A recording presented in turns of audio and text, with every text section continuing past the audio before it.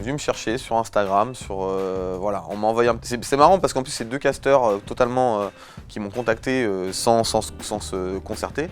Et donc le premier qui m'a contacté, j'ai dit ok, je veux bien passer le casting. J'ai envoyé une petite vidéo de présentation et après j'ai passé plusieurs épreuves pour finalement être appelé un matin et me dire ok, t'es dans l'émission, donc voilà.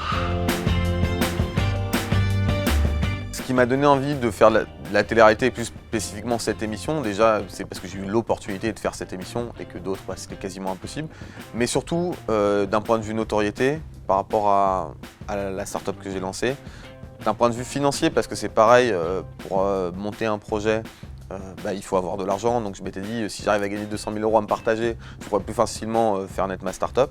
Et puis d'un point de vue amoureux, parce que concrètement, moi je suis vraiment une galère en amour, et je m'étais dit il y a peut-être un mec, en plus si le mec il travaille pour moi à me trouver la femme de ma vie, ça peut être vraiment quelque chose de super bénéfique finalement. Donc c'était un 3 en 1, et je me suis dit allez, pourquoi pas, je vais y aller, en plus c'est dans une super villa, j'imagine qu'il y aura des mecs cool sur place, dont pareil on pourra délirer ensemble.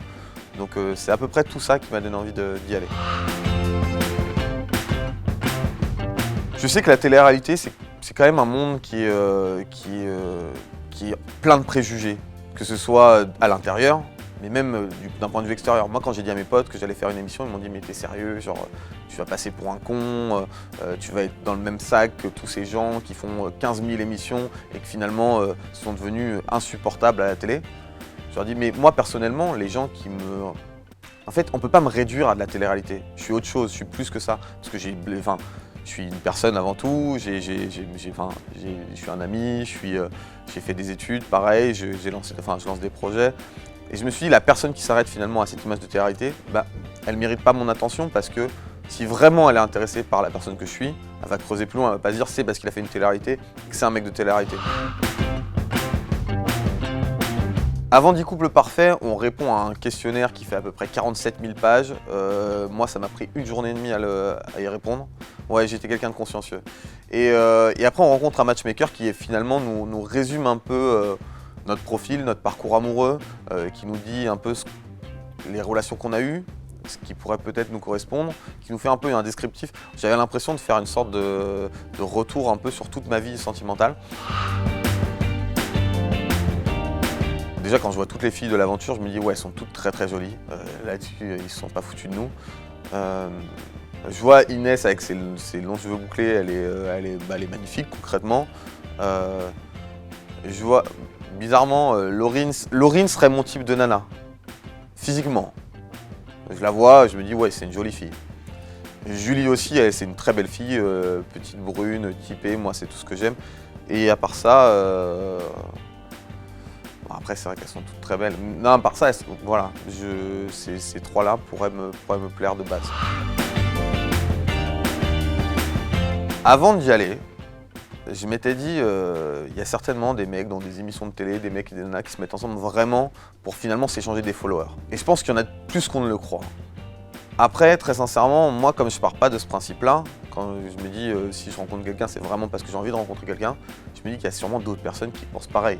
Donc j'avais pas forcément d'appréhension finalement sur le fait que la personne que j'allais rencontrer, elle était plus là pour moi que pour mes potentiels followers que j'allais avoir après.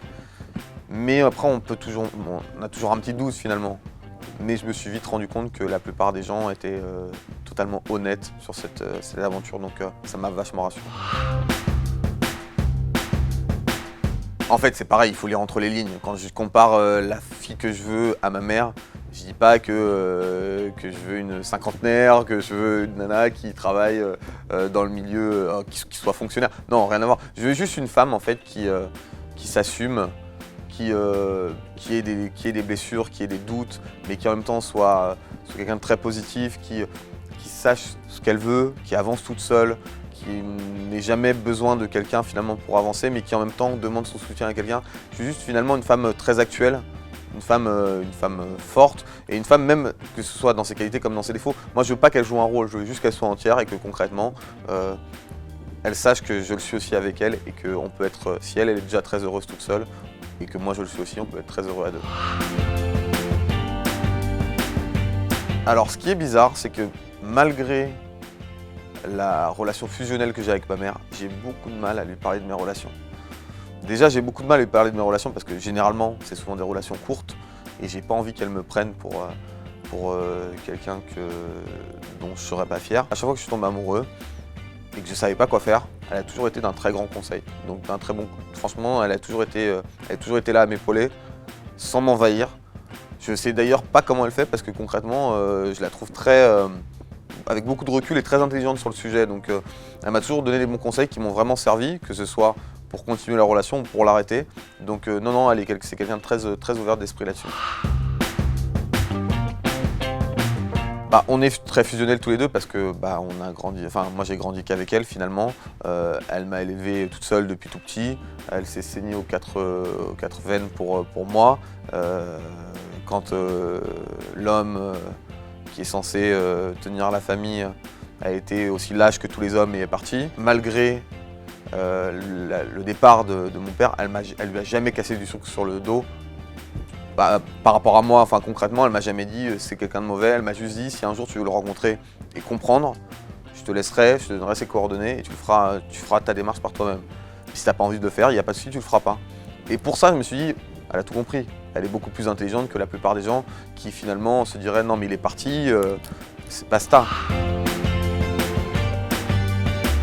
Ouais, concrètement, ça a toujours été une peur vraiment profonde de me dire, imagine un jour, je sais pas, imagine tu mets une nana enceinte et t'es avec elle depuis peut-être un petit bout de temps, mais tu te dis pas forcément c'est la femme de ta vie. Comment tu réagirais? Est-ce que tu serais là à dire bon ok, on s'aime pas, on fera jamais notre vie ensemble, mais pour le bien du bébé, pour le bien de la mère aussi du bébé, je vais assumer les choses. Ou est-ce que je serais le genre de mec qui va se dire ok, t'es enceinte, mais soit t'avortes, soit je m'en vais. Je me suis toujours posé la question. Je me rassure à me dire que je serais le mec qui assumerait et qui finalement serait pas lâche devant ce genre de situation. Mais il y a toujours ce petit doute au fond qui me fait dire est-ce que c'est génétique, est-ce que c'est parce que mon père est parti, je partirai aussi, j'en sais rien. Mais en tout cas, maintenant au quotidien, j'essaye quand même un minimum d'être toujours respectueux et d'assumer finalement mes actes.